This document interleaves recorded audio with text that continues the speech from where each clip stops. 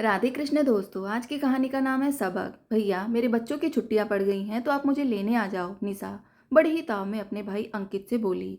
कैसा भैया निशा, और कैसी भाभी? ना मैं तुम्हारा भाई हूँ और ना रीचा तुम्हारी भाभी है, और ना ही मैं तुम्हें लेने आऊँगा। तुम्हें यहाँ आने की कोई ज़रूरत नहीं है। तुम्हारे बच्चों की छुट्टियां पड़ गई हैं तो तुम कहीं और चली जाओ। कहते हुए गुस्से में अंकित ने फ़ोन काट दिया। अंकित के मुंह से अपने लिए इतनी तीखी, इतनी कड़वी बातें सुनकर निशा की आंखों में आंसू आ गए। उसने तुरंत ही अपनी माँ सुषमा जी को फ़ोन लगाया। माँ, आपको पता है मेरे बच्चों की छुट्टियां पड़ गई हैं। मैंने भैया को बोला कि मुझे लेने आ जाओ। भैया ने साफ साफ मना कर दिया। तुम्हें मेरे घर आने की ज़रूरत नहीं है। अब बताओ माँ, वो घर मेरा नहीं है क्या? वो परिवार मेरा परिवार नहीं है क्या? भैया की हिम्मत कैसे हुई मुझे मना करने की? कहते हुए निशा रोने लगी। बेटी को रोता हुआ देख सुषमा जी को दुख तो हुआ, लेकिन फिर भी सुषमा जी खुद पर काबू रखते हुए बोली, निशा, सही तो कहा तेरे भाई ने। तुझे जरूरत क्या है यहाँ आने की? तू अपने घर की जिम्मेदारी देख। निशा माँ की बात सुन हैरान हो गई। माँ, यह तुम क्या कह रही हो? तुम मेरी माँ हो या नहीं? तुम ऐसा कैसे कह सकती हो? वह भी अपनी बेटी के लिए। लोग तो अपनी बेटी के आने से खुश हो जाते हैं, और तुम कैसी माँ हो? सही कहा बेटा, कैसी माँ हूँ मैं जो बस बेटी के आने से खुश हो जाऊं, बेटे की दुख तकलीफ में ध्यान न दूं। आज तुम्हें तुम्हारे भाई की बातें बुरी लग रही हैं। 4 महीने पहले जब तुम्हारी भाभी रीचा का एक्सीडेंट हुआ था, वह बेड पर थी। हमारा पूरा घर उथल पुथल हो गया था। उसका एक छोटा बच्चा भी है। मैं पहले से ही बेड पर पड़ी हूँ, किसी लायक नहीं हूँ, घर का एक काम नहीं कर सकती। तो रोते हुए तुम्हारे भाई ने तुम्हें फ़ोन किया था मजबूरी में, और रोते हुए तुमसे बोला था कि निशा कुछ दिनों के लिए चली आओ। तुम्हारी भाभी का पैर टूट गया है, एक्सीडेंट हो गया है, कोई नहीं है जिसे हम बुला सकते हैं तुम्हारे सिवाय। लेकिन तुमने क्या जवाब दिया था अपने भाई को, याद है तुम्हें? अब निशा चुप हो गई, कुछ भी नहीं बोली। क्या बोले आखिर? गलती तो उसी की थी। जब उसकी भाभी ऋचा का एक्सीडेंट हुआ तो अंकित बहुत परेशान था। घर की हालत देखने लायक नहीं थी। सुषमा जी भी बेड पर थी। ऊपर से एक छोटा बच्चा था, उसे कौन देखे? खाना पानी, घर की साफ सफाई, सब कुछ करना पड़ता था। ना कोई बच्चे को देखने वाला था, ना कोई ऋचा को देखने वाला था, और ना ही सुषमा जी को। बहुत ही दयनीय स्थिति हो गई थी इस घर की। और ऐसे में अंकित को निशा की याद आई। उसने सोचा निशा आ जाएगी तो कुछ दिन घर संभाल लेगी, धीरे धीरे जब ऋचा ठीक हो जाएगी तो फिर अपना घर पहले की तरह हो जाएगा। जिसके चलते अंकित ने रोते हुए निशा को फ़ोन किया था। लेकिन निशा को जैसे ही पता चला कि भैया उसे घर के काम करने के लिए, घर संभालने के लिए बुलाना चाहते हैं, उसने साफ साफ मना कर दिया, यह कहते हुए कि मेरी बेटी की पढ़ाई का नुकसान होगा, मैं नहीं आ सकती। और वैसे भी बेटी की पढ़ाई के बीच में निशा अक्सर आकर एक एक महीने रहकर जाती थी। तभी एक बार भी बेटी की पढ़ाई का ध्यान नहीं रहता, और आज जब उसकी ज़रूरत है सबको तो उसने साफ साफ बहाना बना दिया। आखिरकार मजबूर होकर पूरा 1 महीना अंकित अपने ऑफिस की छुट्टी लेकर घर संभालता रहा। माँ, पत्नी, बेटे सबकी देखभाल करते हुए जैसे तैसे वह पूरे घर को संभालता रहा। अंकित से सारा काम तो हो जाता, लेकिन रोटी बनानी उसके लिए बहुत बड़ी बात हो जाती। बेचारा रोटी ही नहीं बना पाता। 1 हफ्ते तक चावल के साथ जैसे तैसे गुजारा किया, लेकिन आखिर कोई चावल कब तक खा सकता है? और खाना बनाने वाली रखे तो सुषमा जी को पसंद नहीं आता। खाना बनाने वाली के हाथ से बना हुआ खाना वह खाने को तैयार नहीं थी। खुद अंकित को भी पसंद नहीं आता, उसे अपने हाथ की नमक रोटी ही अच्छी लगती है। आखिरकार अंकित की हालत देख ऋचा 1 हफ्ते बाद धीरे धीरे सहारे के साथ खड़ा होकर काम करने लगी। खड़े खड़े खाना बनाती, अंकित सारा काम कर देता, बस ऋचा को एक जगह खड़े होकर खाना बनाना रहता था।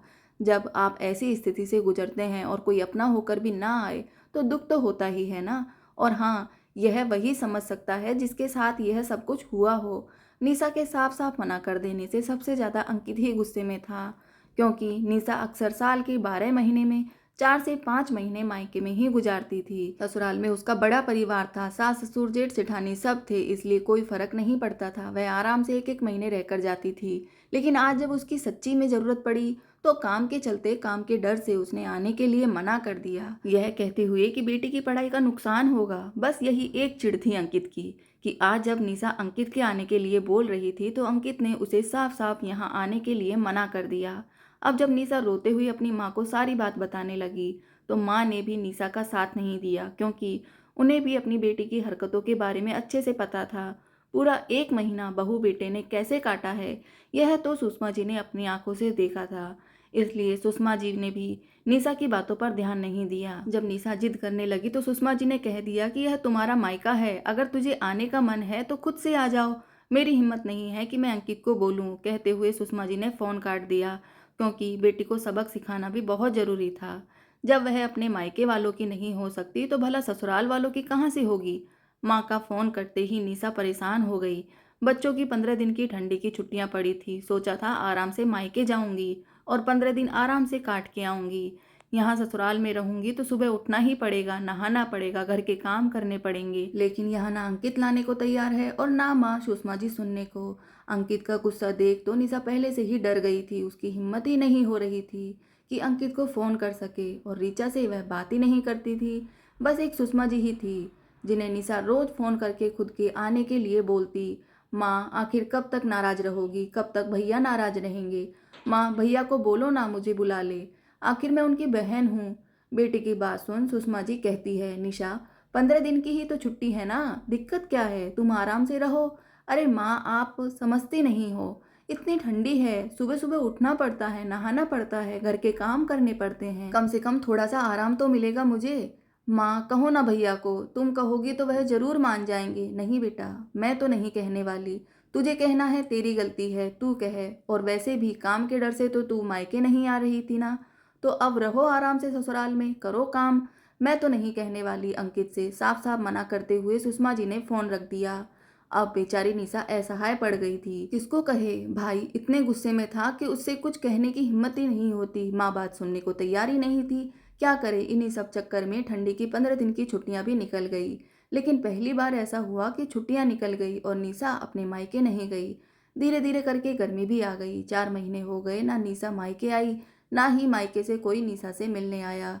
नहीं तो हर दूसरे महीने निशा खुद ही 15 दिन 20 दिन के लिए मायके आ जाती थी और पीछे से अंकित भी निशा से मिलने चले जाता। लेकिन पिछले 4 महीने से आने जाने की बात तो दूर, अंकित ने एक फोन तक नहीं किया था निशा को। निशा का मायका लगभग छूट चुका था। समय के साथ साथ गर्मी की छुट्टियां भी आ गई।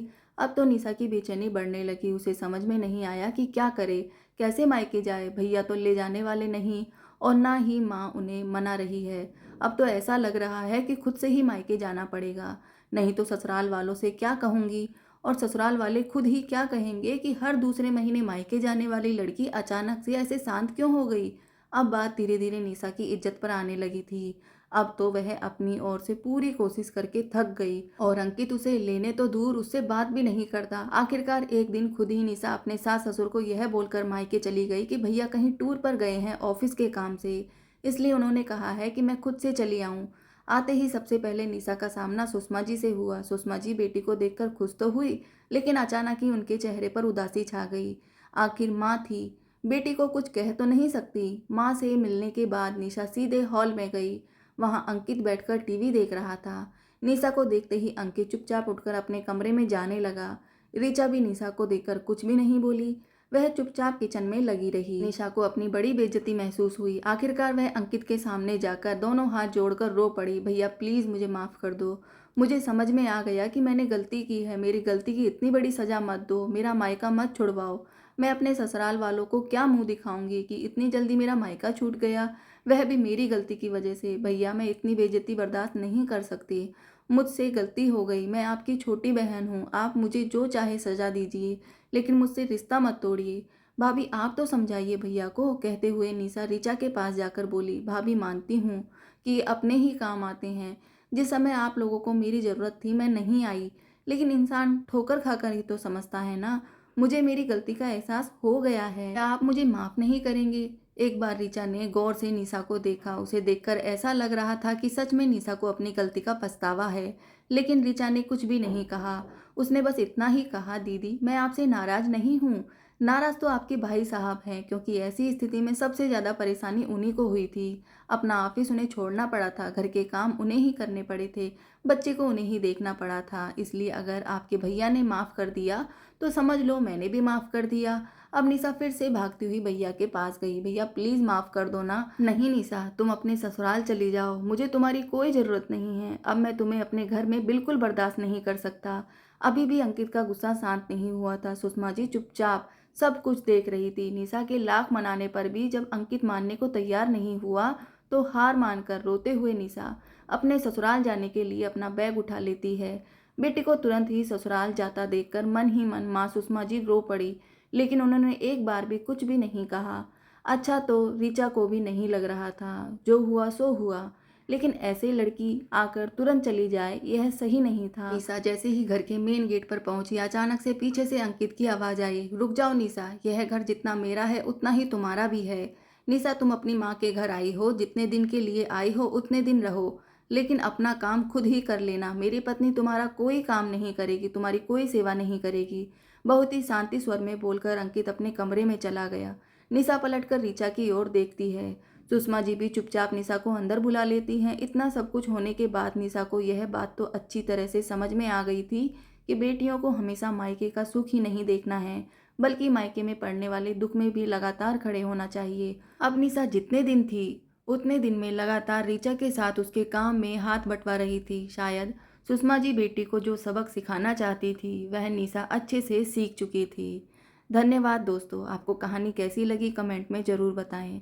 मिलते हैं दूसरी कहानी में। जय श्री राधे कृष्ण दोस्तों।